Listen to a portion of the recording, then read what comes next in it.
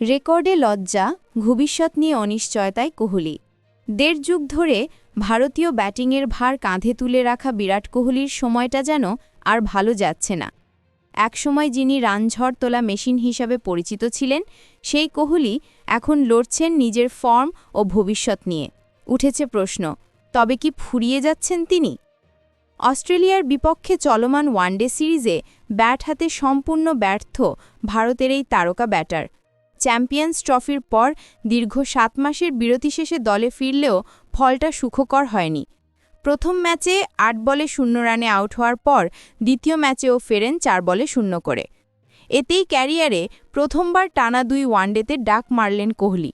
৩০০ শতাধিক ওয়ানডে খেলার পর এমন অভিজ্ঞতা এবারই প্রথম। সঙ্গে গড়েছেন এক লজ্জার রেকর্ডও।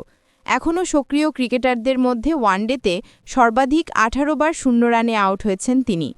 এর আগে সক্রিয় ক্রিকেটারদের মধ্যে এই তালিকায় শীর্ষে ছিলেন রোহিত শর্মা, লিটন দাস ও জিম্বাবুয়ের সাবেক অধিনায়ক ব্রেন্ডন টেলর।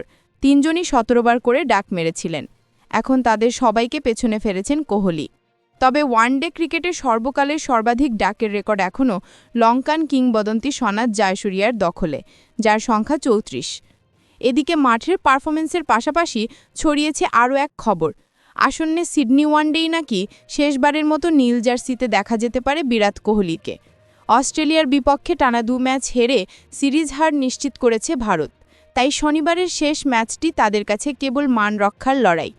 কোহলির বিদায়ের গুঞ্জন আরও জোরালো হয়েছে তার সাবেক সতীর্থ পার্থিব প্যাটেলের এক রহস্যময় পোস্টে।